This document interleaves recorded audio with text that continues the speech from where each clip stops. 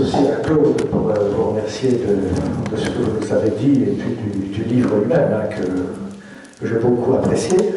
Alors évidemment, j'ai été un peu interpellé par le début du chapitre 7, hein, lorsque vous évoquez les figures de deux grands philosophes chrétiens pour lesquels j'ai de la tendresse. Hein. Tant Blondel que Maritain. Simplement, j'avais été un peu étonné enfin, j'ai peut-être mal compris, mais enfin, j'avais cru comprendre que vous mettiez quand même Blondel et Maritain aussi dans les anti-intellectualistes. Donc ça m'a un peu surpris. Alors, je sais bien qu'il y a une polémique entre Blondel et Maritain sur la question d'intelligence. Hein, il y a le texte de Maritain, 1924, Réflexion sur l'intelligence et sur sa vie propre. Il fait rail avec Blondel, auquel il fait quand même presque le reproche que vous semblez lui adresser, c'est-à-dire de nier la valeur de l'intelligence conceptuelle au profit de l'intuition et du cœur. Voilà. Alors, moi qui suis lecteur de Blondel, quand même, je voudrais rappeler ce que Blondel dit dans l'Action, quand il dit « la véritable philosophie est la sainteté de la raison ». Alors évidemment, la formule a choqué plus d'un rationaliste, enfin, dire qu'il y a dans la philosophie quand même, bien sûr, une œuvre de raison, mais que la raison peut avoir une forme de sainteté, me semble quand même laver largement Blondel du reproche d'anti-intellectualisme. Il y a une sainteté de l'intelligence. Et sur ce point, Maritain était d'accord aussi. Voilà. Alors, ça, c'est une première remarque. Le second point serait une demande de précision. Parce que vous avez évoqué donc, la revue de Blondel, les cahiers de la Nouvelle Journée, et lorsque Blondel rédige en 1922 le procès de l'intelligence, est-ce que l'intelligence dont il fait la critique n'est pas celle dont Maurras et les Maurassiens faisaient l'apologie? Hein, justement, j'étais très intéressé par ce que vous dites sur Massy et le fameux manifeste pour un parti de l'intelligence. Alors est-ce que c'est pas finalement aussi, il y a un enjeu politique, il me semble, derrière tout ça, hein, et l'intelligence finalement dont Blondel fait la critique, c'est pas seulement l'intelligence conceptuelle, mais comme vous l'avez dit aussi, une intelligence au service des valeurs vitales et organiques, qui est celle de Maurras. Hein. Donc, de ce point de vue, on peut comprendre finalement une critique de ce qui est un faux intellectualisme. Et de ce point de vue, Blondel défend le véritable intellectualisme, qui n'exclut pas évidemment pour lui l'accueil de la dimension spirituelle. Voilà, je m'arrête là, parce qu'il y a beaucoup de questions dans les questions. Merci. Merci. Merci beaucoup pour ces remarques et ces questions. Évidemment, Blondel comme Maritain sont des intellectuels. Peut-être que j'aurais dû le rappeler plus fermement. Pour moi, ce sont des intellectuels anti-intellectualistes au même titre qu'un certain nombre des acteurs que j'étudie dans mon livre. Mais dans le livre, il y a différents types d'anti-intellectualisme. Il y a un anti-intellectualisme de nature, je dirais, philosophique, qui pourrait être celui de Bergson, par exemple, et qui n'est pas forcément articulé à l'anti-intellectualisme polémique comme critique du personnel intellectuel. Voilà. Chez certains acteurs, il y a une articulation entre cet anti-intellectualisme philosophique, un anti-intellectualisme que moi j'ai appelé esthétique, qui est en fait assez proche de l'anti-intellectualisme philosophique, qui va se manifester par exemple dans un désir de réalisme. On aurait pu parler de ça, j'en ai un peu parlé d'ailleurs du réalisme intégral, mais il y a ça aussi chez Bernanos. Bernanos parle du réalisme. Bernanos est très anti-zolien. Il est contre le réalisme au sens zolien, ou le naturalisme, mais il dit voilà, moi je crois dans le réalisme catholique, qui est en fait à peu près l'équivalent du réalisme zolien, mais avec le mystère en plus, avec une prise en compte du surnaturel. Voilà. Et l'analyse de ce que Zola pourrait appeler des documents humains est rechargée. Du coup, il y a une sorte de supplément d'âme, le document humain et le supplément d'âme. Donc, Maritain, Blondel, intellectuel, anti-intellectualiste, mais au sens philosophique, tous se réclament de l'intelligence, mais tous les acteurs, tous les anti-intellectualistes se réclament de l'intelligence. Ça n'aurait pas de sens, en fait, de se placer du côté de la bêtise, ou de se placer du côté... Alors, oui, parfois, il y a un Peggy qui va dire moi, ce que je fais, c'est la philosophie d'un imbécile. Je pense que vous connaissez le livre de Camille Riquier, qui travaille d'ailleurs à la Cato sur les mémoires d'un imbécile. Donc, mais voyez que là, on est quand même dans la formule. Tous se réclament de l'intelligence et évidemment, tous prétendent avoir raison. D'accord ? Ce qui change, en fait, c'est la définition qu'on donne de l'intelligence et la raison. Et donc là, on est vraiment dans des querelles de définition. Le mot intelligence n'a pas le même sens pour chacun des acteurs. C'est de la micro-polémique, c'est pour ça qu'on en parlait tout à l'heure dans l'antichambre, mais c'est pour ça que je trouve que la philologie est importante, puisque là, en fait, tout le monde se réclame de l'intelligence, tout le monde se réclame de la raison, tout le monde voudrait être un intellectuel, mais un certain type d'intellectuel professant un certain type d'intelligence.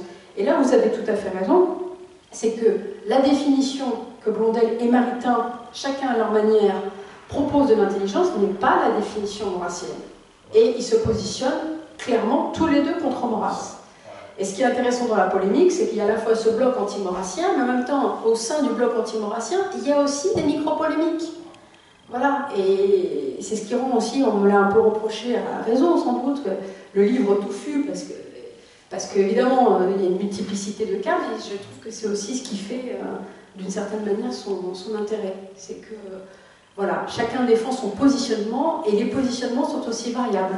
Parce que parfois, d'une décennie à l'autre, il y a des petites évolutions. On voit par exemple avec un Maritain, qui, par rapport à l'Action française, n'a pas toujours le même positionnement, qui évolue de ce point de vue-là.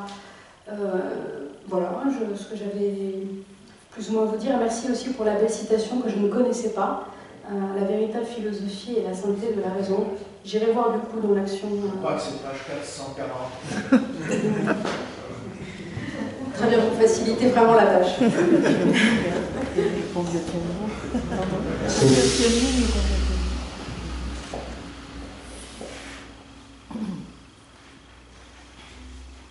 Bien. Tout le monde se sent anti-intellectuel.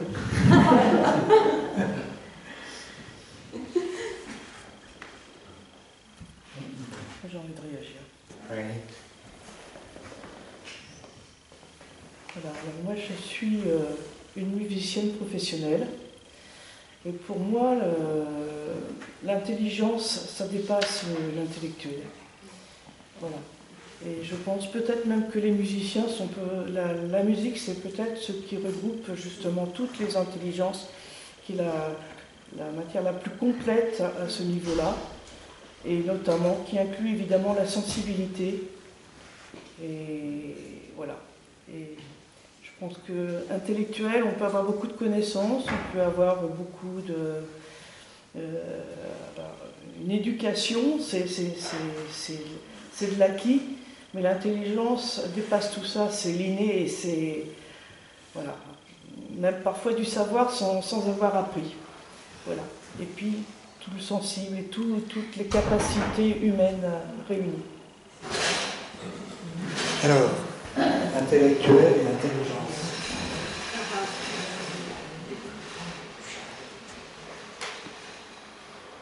Merci de nous rappeler l'importance de la musique. Je ne l'évoque pas dans le livre, mais la musique est parfois avancée dans les polémiques. C'est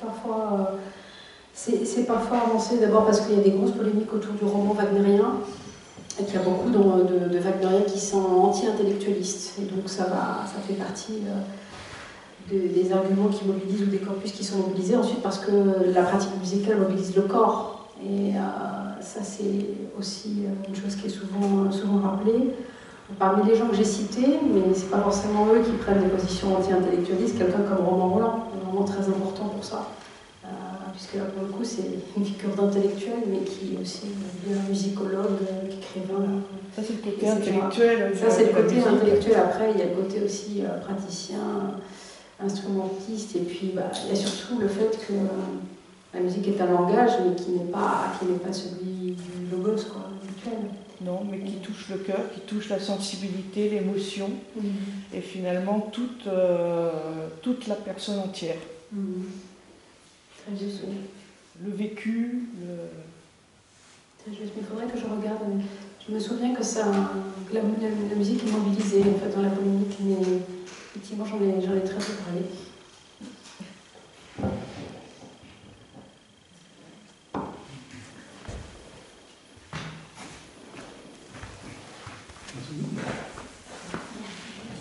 Une vraie question concernant Bernanos.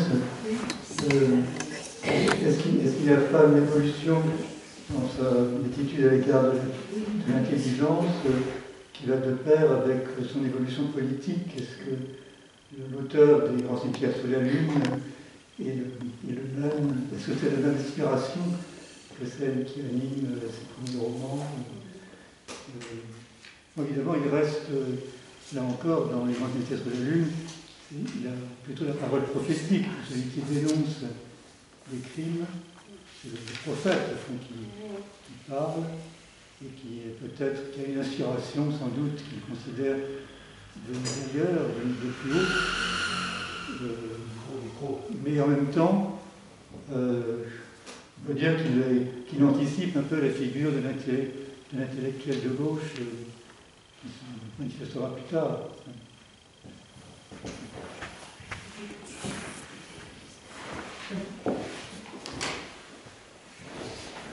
Merci pour cette remarque très intéressante. J'ai peur de vous décevoir parce que je crois qu'en fait il n'évolue pas tant que ça. Alors il évolue politiquement, on n'a pas rappelé son évolution. En gros, j'ai rappelé qu'il commençait par être proche de l'Action française, Camus du Roi, ensuite il s'en détache, mais il y a des allers-retours multiples. Il s'en détache au moment de la condamnation vaticane, il va un petit peu revenir vers l'Action française. Mais pendant la guerre d'Espagne, Bernanos se trouve aux Baléares, son fils est phalangiste, et lui, sans prendre position fermement pour le bastion républicain, va dénoncer en fait la catastrophe et les massacres, notamment les massacres commis par les nationaux. Et puis ensuite, il va se positionner un petit peu plus à gauche. Dans les années 40, il est en exil au Brésil. Il dénonce extrêmement fermement Pétain et ce qu'il appelle le crépuscule des vieux. Voilà. Et puis après, il devient anticommuniste, mais j'allais dire dans le meilleur sens du terme, c'est-à-dire en gros anti-stalinien, si on peut dire. Mais son anti-intellectualisme ne varie pas d'un iota. Sa parole est toujours une parole pamphlétaire. Effectivement, le modèle prophétique, vous l'avez dit, est très, très important. Mais disons qu'il cache un petit peu plus ses anciennes sensibilités. Par exemple, la référence à Drummond est devenue complètement inaudible après, il me semble, dans les années 40, quoi. Évidemment, après la Shoah, on ne peut plus dire ce type de référence. Mais donc il reste, il mobilise toujours ce même type de rhétorique. Je cherche dans les notes parce que j'avais quelques exemples précis. Ah oui, ça va vous intéresser. Bon, c'est dans le livre, mais dans les années, donc c'est après, c'est au moment de la Seconde Guerre mondiale, il continue en fait à conspuer les hommes politiques, parce que c'est comme pour la Première Guerre mondiale, il a vraiment l'impression que les hommes politiques, les élites politiques, envoient le peuple au casse-pipe, et il conspue aussi les intellectuels, aussi bien les intellectuels maurassiens que les communistes. Et il ne sauve personne, même pas les chrétiens, et en 1942, il attaque Maritain dans Lettres aux Anglais. Il lui reproche de faire, je le cite, des dissertations scolastiques truffées de mots incompréhensibles vulgaires et qui donnent l'illusion que le destin du monde se joue actuellement dans les congrès de philosophie. Voilà.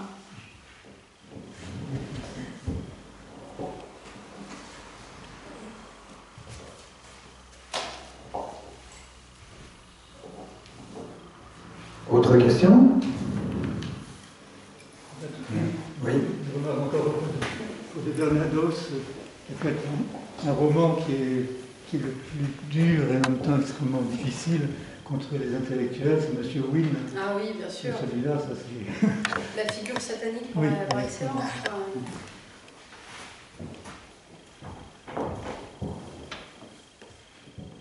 Oui, M. Wynne, c'est sans doute le roman effectivement le plus dur contre les intellectuels. M. Wynne, c'est un professeur l'incarnation s'appelle Léon Barbios, qui passe son temps à frotter à la brosse à dents les petits carreaux de céramique, voilà, complètement maniaque, obsédé. Et voilà, effectivement, c'est un des avatars de l'anti-intellectualisme de Bernard Osier. Vraiment très intéressant.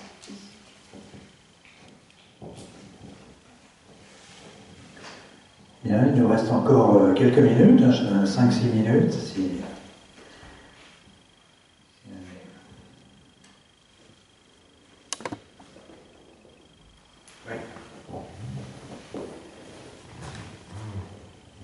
Est-ce que vous pouvez nous dire quelques mots sur Peggy? Ah oui. S'il vous plaît. Ouais.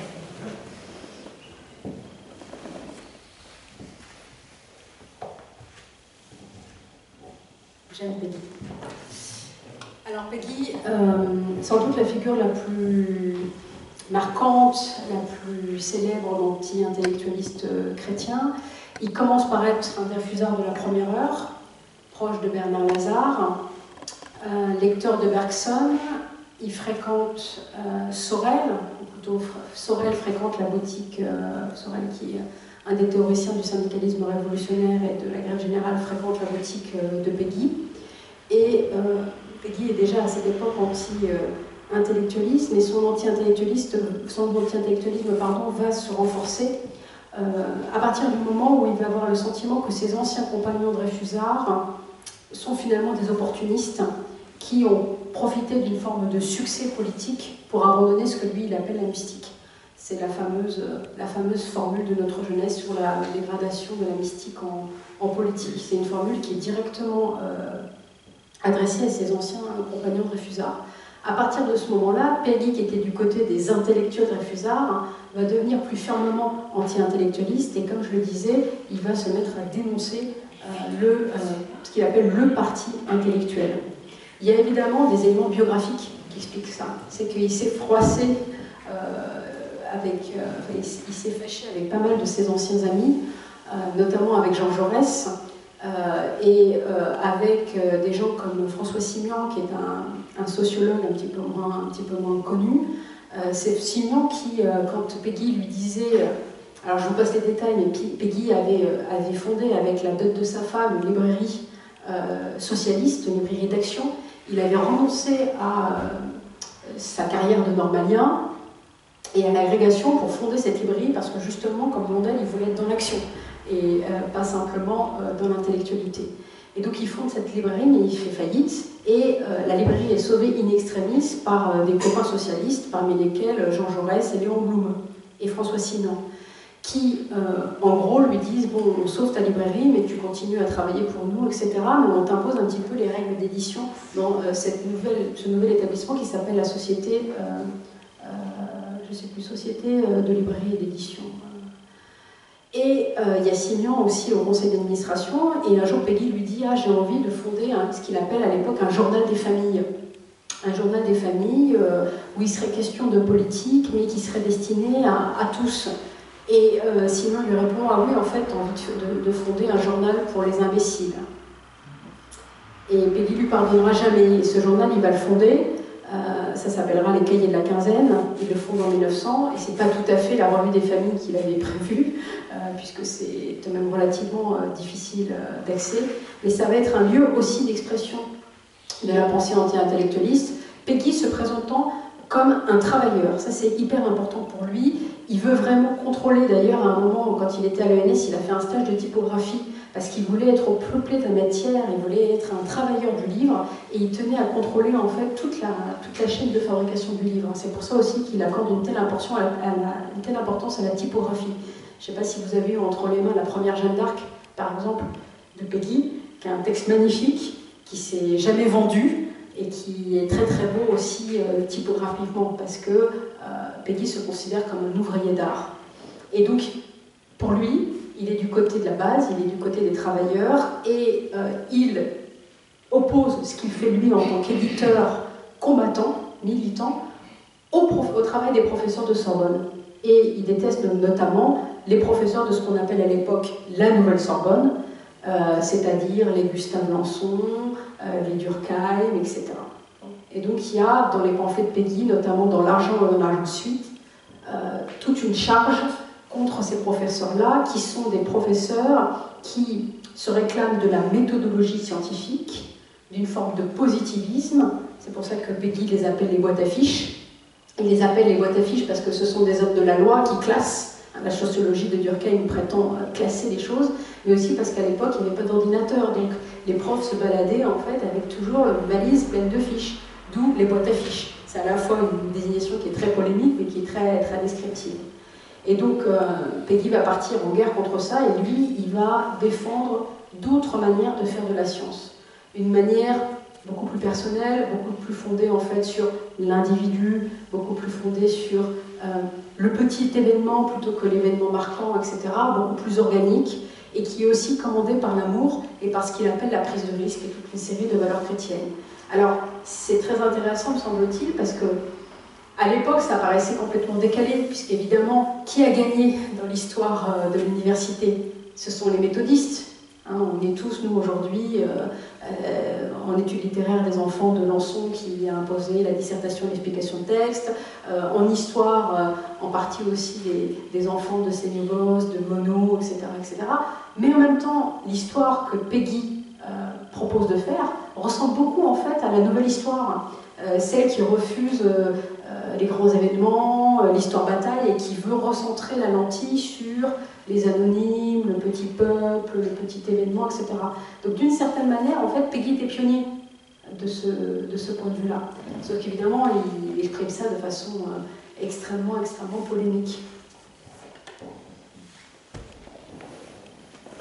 Merci. Eh bien, y a-t-il encore une question, peut-être? Non? Ça veut dire que vous avez été parfaitement clair, je pense. Alors, en tout cas, merci beaucoup à nouveau, hein, et puis merci infiniment pour cette très bonne soirée.